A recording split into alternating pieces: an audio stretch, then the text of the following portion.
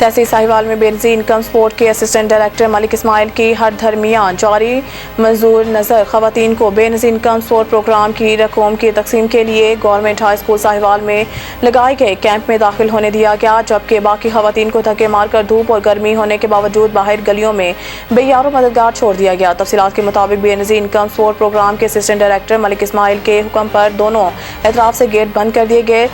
चलचलाती धूप में किसी भी हादसे या इमरजेंसी की सूरत में इब्तदाई तिब्बी इमदाद के लिए रेस्क्यू 1122 की टीम और गाड़ी को भी कैंप से बाहर निकाल दिया गया। इसी दौरान असिस्टेंट कमिश्नर मोहम्मद नवाज सहरिया का BISP के कैंप का विजिट असिस्टेंट कमिश्नर को भी काफ़ी इंतजार के बाद गेट खोलकर अंदर जाने दिया गया।